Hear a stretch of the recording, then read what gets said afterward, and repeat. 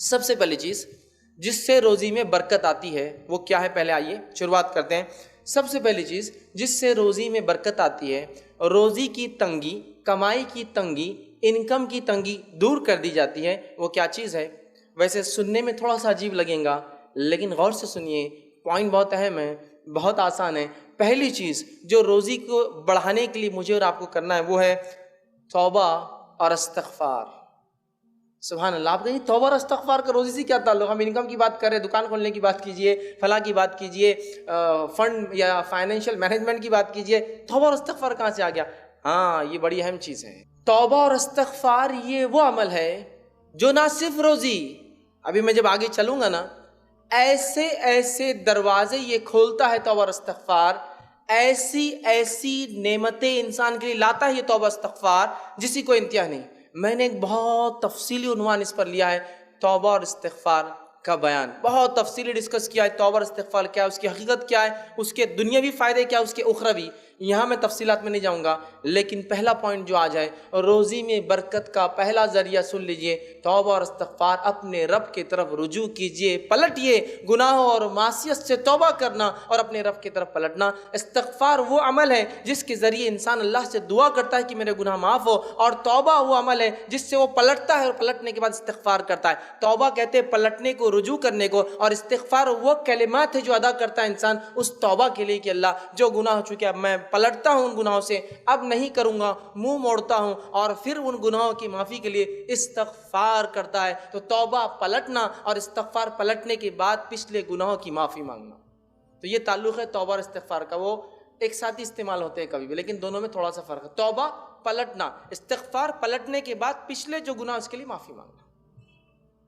بہت چھوٹا عمل ہے، لیکن نہ اس کو ہم روزی میں برکت کا ذریعہ سمجھتے ہیں کبھی، نہ کبھی سوچتے ہیں، بلکہ سالوں سال گزر جاتے ہیں زندگی کے، معصیت اور گناہ میں ڈوبتے جاتے ہیں، لیکن توبہ نہیں کرتے۔ نبی اکرم صلی اللہ علیہ وسلم کے تعلق سے آتا روایتوں میں کہ آپ صلی اللہ علیہ وسلم دن میں، ہر دن میں امام الانبیاء جو معصوم الخطا ہے، جن کے پچھلے تمام اللہ رب العالمین گناہ معاف کر دیے، آپ 70 سے 100 مرتبہ توبہ اور استغفار کرتے، 70 to 100 times۔ بہرحال توبہ اور استغفار، آئیے سب سے پہلے اس کا معنی کیا دیکھ لیتے ہیں۔ تو سب سے پہلے چیز ہے استغفار کا معنی یہ ہے، امام راغب اصفہانی جو ہے رحمہ اللہ یہ لکھتے ہیں المفردات فی غریب القرآن کے اندر، اور کہتے ہیں کہ شریعت میں توبہ کا مطلب ہے گناہ کو اس کی برائی کی وجہ سے چھوڑنا، گناہ کو اس کی برائی کی وجہ سے چھوڑنا۔ اس لیے نہیں چھوڑنا کہ اب بیٹی بڑی ہوگی تو رشتے نہیں آئیں گے میرے گناہ کی وجہ سے، اس لیے نہیں کہ لوگ کیا بولیں گے، توبہ کو خالص اس کے برائی کی وجہ سے کہ میرے رب نے اس کو حرام قرار دیا اس لیے میں نہیں کروں گا، برائی کی وجہ سے چھوڑنا۔ دوسرا پوائنٹ، دوسری کنڈیشن لکھتے ہیں اور کہتے ہیں اپنی غلطی پر نادم ہونا، کہ مجھ سے مسٹیک ہوئی، غلطی ہوئی، اپنی غلطی پہ نادم ہونا۔ آگے لکھتے ہیں آئندہ نہ کرنے کا عزم کرنا کہ اب یہ مسٹیک، یہ غلطی پھر آگے کنٹینیو نہیں ہوں گی، دوبارہ دہرائی نہیں جائیں گی۔ پھر آگے لکھتے ہیں اور اگر بندوں کا معاملہ ہو، حقوق العباد ہو، تو پھر اس انسان کے پاس جا کر معافی مانگنا، یا استطاعت کے مطابق کوشش کر کے چیز لی تو لوٹانا، یا اس سے معافی مانگنے کی کوشش کرنا۔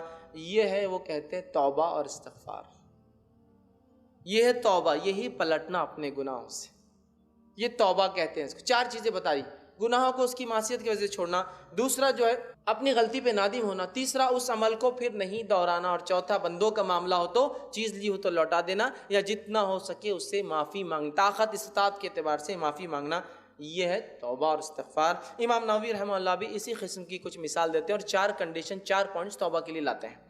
آگے آئیے، توبہ اور استغفار حصول رزق میں برکت کا ذریعہ، اس کی دلیل لیجئے۔ اللہ رب العزت فرماتا ہے سورہ نوح، سورہ نمبر جو ہے 71، آیت نمبر 10 سے لے کر 16، اللہ رب العزت نے نوح علیہ السلام کو اپنی قوم کو دعوت دینے کا حکم دیا۔ آپ نے قوم کو دعوت دی، اور جب دعوت دی اس کے بعد قوم ایمان نہیں لائی، تو آپ نے اللہ رب العزت کے سامنے ایک رپورٹ پیش کی، کنکلوژن پیش کیا، اور کہا اللہ اب میں نے سب کچھ کر دیا اس قوم کو، اب عذاب لا۔ تو جب آپ رپورٹ پیش کر رہے ہیں تو کچھ باتیں کہہ رہے اللہ سے کہ کیا کیا آپ نے 950 سال تک لوگوں سے کہا، اس میں ایک بات کہتے ہیں جو کہ اللہ رب العزت نے آیت نمبر 10 سے لے کر 16 میں دوہرا فرمایا، قُلْ تُسْتَغْفِرُوا رَبَّكُمْ انہو کان غفارا، اے اللہ میں نے ان کو بہت بلایا تیری طرف اور بار بار کہا کہ اپنے رب سے استغفار کرو، توبہ کرو اپنے شرک، اپنے معصیت اور گناہوں کے تعلق سے، انہو کان غفارا، یقین تمہارا رب تمہیں ضرور معاف کر دے گا ان گناہوں کے معاملے میں۔ تو اللہ میں نے ان کو بلایا، استغفار کرنے کا حکم دیا، بار بار کہا پلٹ جاؤ اپنے گناہوں سے معافی مانگو اور تمہارے رب کو تم معاف کرنے والا پاؤں گی۔ آگے فرمائے یرسل السماء علیکم مدرارا، اور اگر تم توبہ کر لو گے اپنے رب سے سچی تو اللہ تعالیٰ آسمان سے موسلا دھار بارش کو برسائیں گا۔ سبحان اللہ۔ استغفار کا پہلا فائدہ جو نوح علیہ السلام اپنی قوم کو بتا رہے ہیں، جو کہ اللہ کی طرف سے وحی تھی، وہ ہے مسلادھار کنٹینیوسلی ایسی بارش جو نفع بخش ہوتی برسائیں گا۔ پھر فرمایا وَيُمْدِدْكُمْ بِأَمْوَالٍ وَبَنِينَ، اور اللہ تمہیں بڑھا دیں گا، اموال مال کے اندر، وبنین، اور لڑکے چاہتے ہو نا تو لڑکوں کے اندر۔ انسان کیا چاہتا ہے؟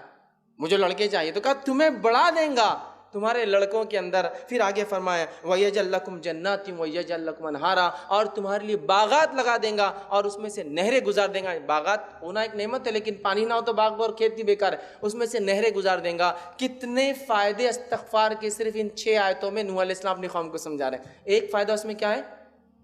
وہ کیا کریں گے اللہ تعالیٰ؟ یمددکم باموال، تمہیں مال میں بڑھا دیں گا۔ کیوں؟ استغفار کی وجہ سے۔ کیا فائدہ استغفار کا؟ آگے بڑھتے ہیں ہم۔ جو ہے حسن بصری رحمہ اللہ، ان کے پاس کچھ لوگ آئے، جس کو تفسیر قرطبی میں امام قرطبی نقل کیا اس واقعے کو، ان کے پاس کچھ لوگ، ایک آدمی اور کہا کہ اے حسن بصری رحمہ اللہ، بارش نہیں ہو رہی ہمارے پاس، خیر سالی کیا کروں؟ تو کہا استغفار کرو۔ دوسرا ایک شخص آیا، کہا تنگ دستی ہے، رزق میں کمی ہے، کیا کروں؟ تو کہا استغفار کر۔ پھر تیسرا انسان آیا، کہا میں بے اولاد ہوں، مجھے اولاد نہیں، بچے نہیں ہیں، تو کہا جا استغفار کر۔ اور اسی طرح ایک شخص آیا، میرا باغ خشک ہو جاتا ہے، سب کچھ ہے پانی وغیرہ لیکن باغ میں لگتا نہیں کچھ، تو کہا جا استغفار کر۔ تو شاگرد نے کہا استاد 4 لوگ 4 الگ الگ مسئلے، جواب ایک ہی، استغفار استغفار استغفار استغفار۔ تو آپ نے پھر یہ آیت پڑھی اور سورہ نوح کی کہا کہ نوح علیہ السلام نے کیا کہا تھا اپنی قوم سے کہ اے میری قوم قلت استغفروا ربکم انہ کان غفارا یرسل السماء علیکم مدرارا، کہ بارش برسائیں گا۔ پھر ویمددکم باموال وبنین، تمہیں مال میں اور اولاد میں بڑھا دیں گا۔ تو کہا مسئلے 4، حل ایک ہے، صرف استغفار۔ تو استغفار کی کثرت یاد رکھیے ہم کریں۔ مسند احمد میں عبداللہ ابن عباس رضی اللہ عنہ کی ایک روایت ہے، فرماتے ہیں کہ نبی اکرم صلی اللہ علیہ وسلم فرمایا، کہا جس نے کثرت سے اپنے گناہوں کی توبہ کی، استغفار کیا، جس نے کثرت سے اپنے گناہوں کی توبہ کی، تو فرمایا اللہ اس کو ہر غم سے نجات دیں گا۔ سبحان اللہ، کیا فائدہ استغفار کا؟ ہر غم سے، یہ آیت سے ہٹ کر فائدے آ رہے ہیں۔ ہر غم، کون سا انسان ہے ہم میں سے جو آج غم اور پریشانی مبتلا نہیں ہے؟ ہر غم سے نجات دیں گا۔ دوسرا، ہر مشکل سے نکال دیں گا۔ کون ہے جو مشکل میں پھنسا نہیں ہے؟ حل استغفار، ہر مشکل سے نکال دیں گا۔ تیسرا فائدہ، اور وہاں سے رزق، روزی روٹی، انکم کمائی دیں گا جہاں سے اس نے سوچا بھی نہیں ہوگا، جہاں سے اس نے سوچا بھی نہیں ہوگا وہاں سے روزی دیں گا۔ کس کو؟ جو استغفار کریں گا۔